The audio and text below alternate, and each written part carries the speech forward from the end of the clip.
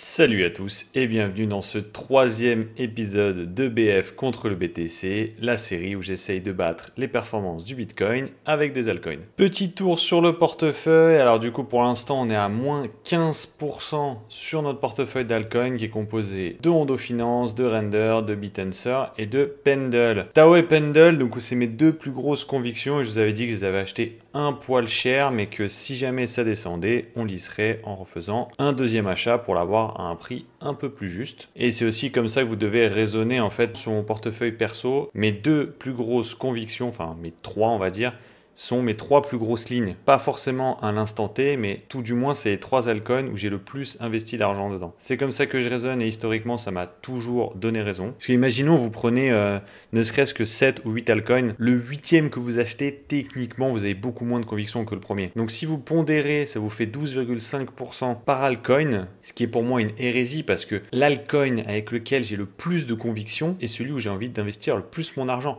Le huitième, je l'achète surtout pour une histoire de diversification, d'avoir un narratif que j'avais pas, vraiment au cas où il y a une hype sur ce narratif et que je prenne des profits, que je réinvestisse dans les altcoins dans lesquels j'ai plus de confiance. Pour vous donner un exemple, mes deux plus grosses convictions sur mon portefeuille perso représentent 50% de tout mon portefeuille. Et pour l'instant, ça m'a donné raison puisque mes deux plus grosses performances en pourcentage, pas en nominal, sont ces deux crypto-monnaies. Et si vous n'êtes pas convaincu par moi, ce que je comprends, il faut se dire qu'à un moment, Warren Buffett avait une très forte conviction sur Apple et je crois que ça représentait presque 50% de son portefeuille. Bref, revenons à nos moutons. Du coup, le BTC, lui, n'a fait que moins 2,45%. Dans les prochains mois, je m'attends à ce qu'on le surperforme et si jamais je n'y arrive pas, ça montrera encore une fois que BTC is king. On est sur la charte d'AAV, on va en parler tout de suite. Juste avant, là, on a encore la fiesta avec les tarifs douaniers, vous inquiétez pas. Ils profitent du fait qu'il y ait 3 jours de week-end pour mettre ça, pour pas que ça défonce les marchés financiers, mais dans le week-end, ils vont trouver des accords, il va signer des trucs et tout va bien se passer. Enfin, en tout cas,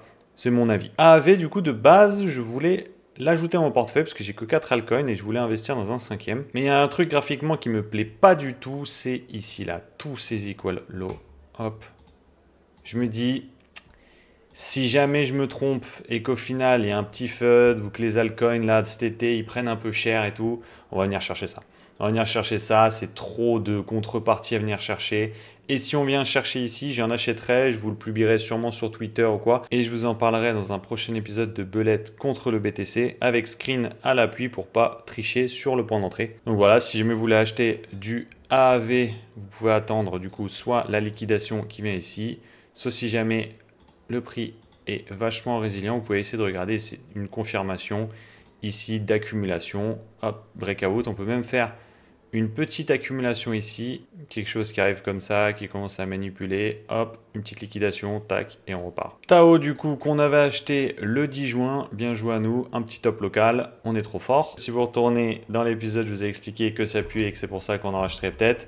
Pour moi, si jamais on venait pas break tout ça, on allait au moins chercher cette petite zone ici qu'on est venu, on est même en train d'aller un peu en dessous. Si jamais il y a un petit FUD, on peut peut-être revenir dans cette zone ici.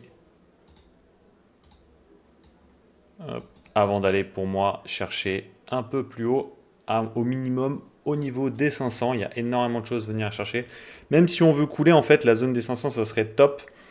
Parce que y a tellement de liquidités, tellement de contreparties, tu reviens, tu chopes toute liquidité et après tu vas en enfer. Pendle, on l'a acheté aussi le 10 juin, on est vraiment trop fort. Même combat que sur Tao, si jamais ça devait dip, pour moi ça serait revenu jusqu'à là, c'est ce qu'on a fait. Elle a vu la gueule du truc, soit on arrive à réagir dans cette petite mèche, soit on va venir chercher la liquidité juste en bas. Dans les deux cas, je suis extrêmement bullish sur Pendle. Petite parenthèse sur AKT, pour ceux qui ont vu ma vidéo sur le market maker qui est en train de manipuler AKT.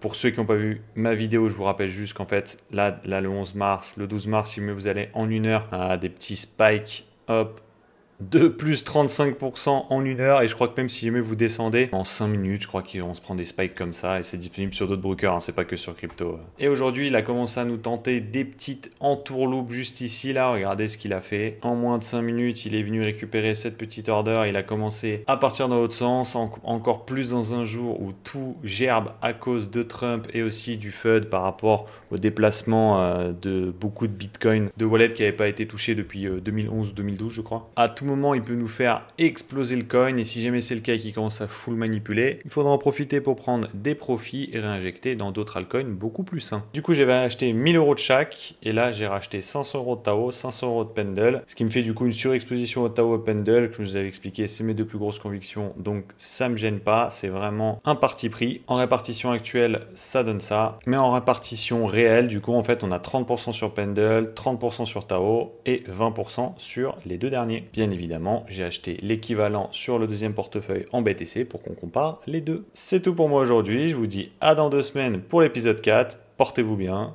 Tchuss!